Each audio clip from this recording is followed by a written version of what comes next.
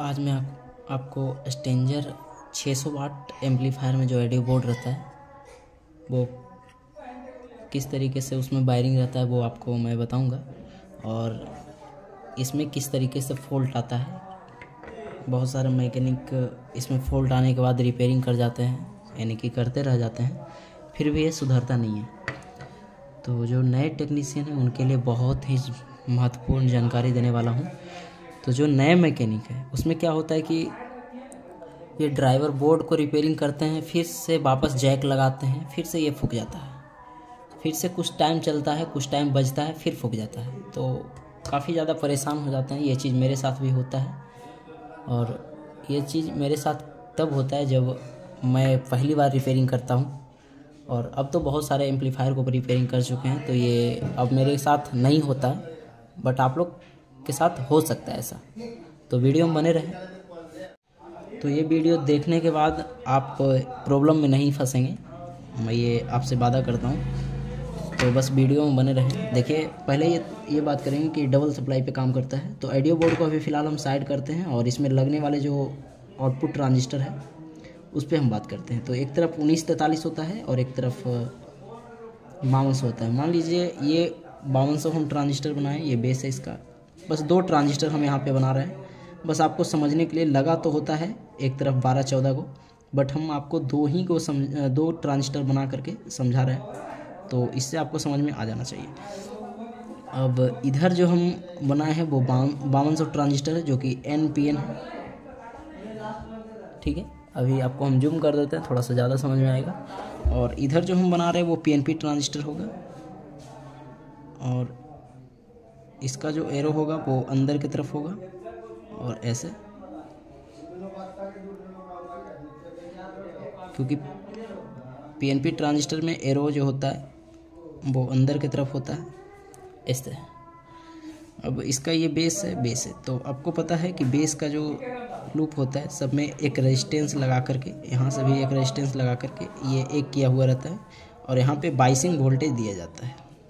ठीक है, और ये भी मालूम होना चाहिए कि 5 वाट में एक रेजिस्टेंस लगा करके दोनों का ऐसे किया हुआ रहता है और ऐसे किया हुआ रहता है यहाँ से, और यहाँ से ये 5 वाट में रेजिस्टेंस लगाया हुआ है, और इसमें भी 5 वाट में एक रेजिस्टेंस लगाया हुआ है। इसका जो पॉइंट है सभी में एक करके ऐसे करके गया हुआ रहता है, ऐसे। ठीक है, ये आपका जम्फर है यहाँ पे, और ये लो वैल्यू का रेजिस्टेंस होगा 0.5 ओम का होगा, जो कि 5 वाट में होगा। ये कलेक्टर इसका, एमीटर इसका आउट है, और सभी का कलेक्टर पे ये, जैसे यहाँ से ये कलेक्टर एक कर दिया गया है, ये कलेक्टर है। ठीक है, हम यहाँ पे कलेक्टर बना देते हैं, ये कलेक्टर है। कलेक्टर को हम C से यहाँ सूचित कर देते हैं, और इसका भी सभी का कलेक्टर एक कर दिया गया है। इसको दोनों को बराबर में ला देते हैं, बस आपको समझने के लिए। ये कलेक्टर है, और आपको पता होगा कि जैसे इसका बेस एक लो वैल्यू का रेजिस्टेंस लगा करके ये बेस एक किया गया, तो ये दोनों का भी बेस एक कर दिया जाएगा।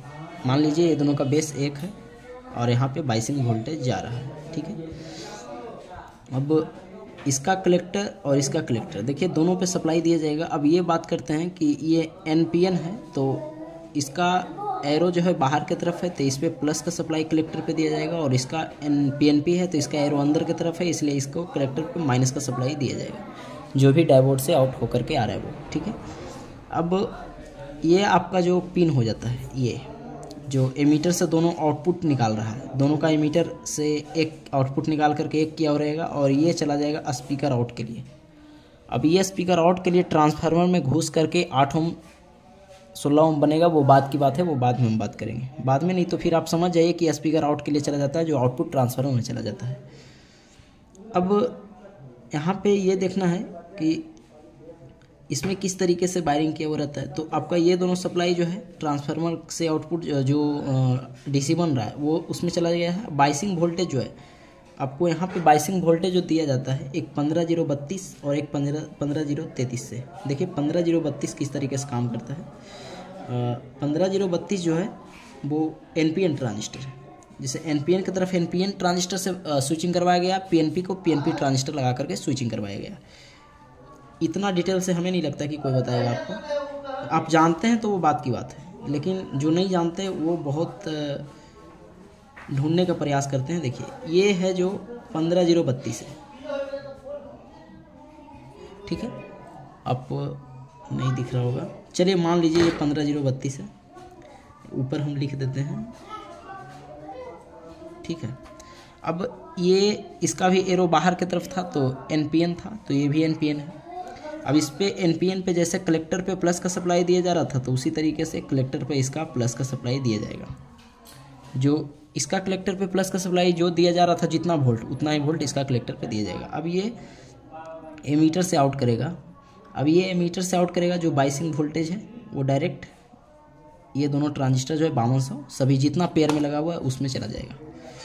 अब ये PNP है, इधर जो 1943 है, तो इसको स्विचिंग करवाने के लिए PNP ट्रांजिस्टर का यूज किया गया है इस तरीके से। तो इसका कलेक्टर पे जैसे माइनस का सप्लाई इसका कलेक्टर पे दिया जा रहा था, तो इसका भी कलेक्टर पे माइनस का सप्लाई दिया जाएगा। और इसका एमीटर से जो आउट करेगा वो बाइसिंग वोल्टेज होगा, ये बाइसिंग वोल्टेज में चला जाएगा, ठीक है। इतना वायर है, आपको डायग्राम के जरिए इसलिए बता रहे ताकि वायर टूट भी जाए एम्पलीफायर खोलने के बाद, तो आप वायर को ढूंढो नहीं, बल्कि आप इस वीडियो के माध्यम से हमेशा के लिए याद में आ जाए कि ऐसे बताया गया था, हमें इस तरीके से काम करना है। अब देखिए, अब जो मदरबोर्ड में है, जैसे अब प्रैक्टिकली हम यहाँ पे दिखा देते हैं, तो ये 15032 है यहाँ पे, और यहाँ पे 15033 है। अब देखिए 15032 को हम ऐसे करते हैं, तो 15032 का कलेक्टर ये है। अब ये दिखाने का हम प्रयास करते हैं कंटिन्यूटी पे सेट करके कि इसका कलेक्टर पे देखिए कहाँ गया इसका कलेक्टर, यहाँ पे आया।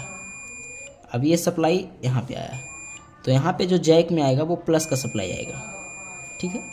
और ये जो एमीटर से आउट कर रहा है वो बाइसिंग वोल्टेज होगा, ये जो पॉइंट जाएगा वो बाइसिंग वोल्टेज के लिए जाएगा, ठीक है। अब ये प्लस यहाँ भी गया है और इस प्रिंट के जरिए अंदर गया, तो अंदर ये ट्रांजिस्टर में जाएगा, रेगुलेटर ट्रांजिस्टर में, जो कि 20 वोल्ट में बदल करके इस पिन पर देगा और जो बेस टेबल गेन इसका काम करेगा, ठीक है। तो ऐसा होता है। अब निगेटिव सप्लाई को हम बात करते हैं, तो निगेटिव सप्लाई का देखिए यहाँ पे किस तरीके से गया हुआ है, तो इसका कलेक्टर है, तो कलेक्टर का पॉइंट यदि हम देखें तो यहाँ पे आया हुआ, तो ये आपका निगेटिव सप्लाई हो गया। और इसका ये मीटर ये है, तो ये मीटर को यदि हम देखते हैं तो ये मीटर कहाँ पे गया हुआ है, सॉरी ये मीटर ये है, तो ये है, तो यानी कि ये निगेटिव सप्लाई और ये निगेटिव सप्लाई का बाइसिंग वोल्टेज जो कि यहाँ पे ये है, ठीक है। अब अगला जो इधर आपका 15032 लगाया, तो 15032 का सभी लूप को हम क्लियर कर लेते हैं। तो ये आपका बाइसिंग वोल्टेज, ये आपका प्लस का सप्लाई, और ये आपका जीरो है।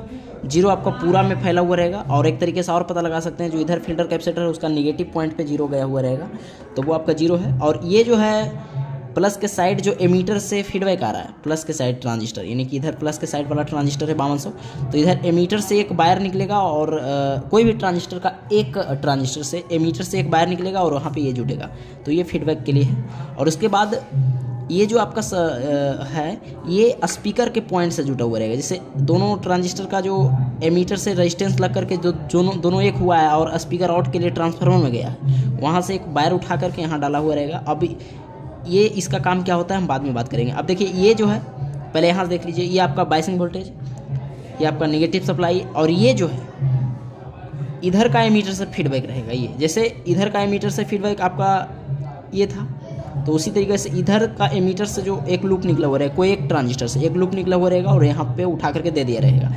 अब देखिए क्या है, सभी का वायरिंग समझ में आ गया। अब क्या होता है कि ये वायर जो है, जो स्पीकर पॉइंट का है, वो वायर उठा करके यहाँ देने का रीज़न यही है कि बाई चांस इधर कोई ट्रांजिस्टर शॉर्ट होता है तो इसका यहाँ पे सप्लाई आ जाएगा, यानी शॉर्ट होगा तो यहाँ पे फीडबैक मिल जाएगा, जिससे ये पूरा सेक्शन को पता चल जाएगा कि ट्रांजिस्टर शॉर्ट हुआ है। अब वो फॉल्ट किस तरीके से आता है वो आपको समझाने के लिए हमने यहाँ पे फिर से ट्रांजिस्टर बनाया है 5200 और 1943। यहाँ से देखिए एक रेजिस्टेंस लगाया हुआ है मोटा वाला, और ये भी मोटा वाला रेजिस्टेंस, ये 5 वाट में, ये पॉइंट को एक करके अब यही पॉइंट हमने स्पीकर का लूप बना रहा था जो कि आउटपुट ट्रांसफार्मर में जा रहा था, इस तरीके से ये यहाँ पे जा रहा था और ये जीरो है, और ये आपका ऐसे है ये आपका ऐसे है, तो ये कॉमन और ये 4 ओम जो भी है 8 ओम और ये 16 ओम। अब ऐसे है तो देखिए ये बाइसिंग वोल्टेज है और इसका ये बाइसिंग वोल्टेज है। अब ये दोनों में अब बाई चांस देखिए यहाँ पे वोल्टेज गया हुआ है 45 वोल्ट प्लस और यहाँ पे -45 वोल्ट गया हुआ है। अब गलती से ट्रांजिस्टर शॉर्ट होता है तो ये वोल्टेज यहाँ पे आ जाएगा, या तो फिर ये वोल्टेज यहाँ पे आ जाता है, बेस पे भी आ जाएगा। तो अब देखिए बेस पे जहाँ पे 0.5 वोल्ट होना चाहिए, जहाँ पे अब शॉर्ट होने के बाद ये 45 वोल्ट उठ करके यहाँ पे आ जाएगा और यहाँ पर भी आ जाएगा। तो ये सप्लाई जो है यहाँ पे चला जाएगा क्योंकि गलती से ट्रांजिस्टर शॉर्ट हुआ। तो अब ये सप्लाई यहाँ पे जाएगा तो ये रेजिस्टेंस जो लगा हुआ है 100 ओम का वो जल जाएगा।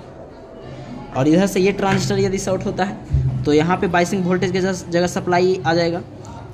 जैसे यहाँ पे -45 वोल्ट दे रहे थे तो ये शॉर्ट होने के बाद बेस के जगह पे -45 वोल्ट आ जाएगा। कुछ वोल्ट आएगा जैसे 20 वोल्ट 25 वोल्ट जो भी जितना शॉर्टिंग होगा उतना आएगा।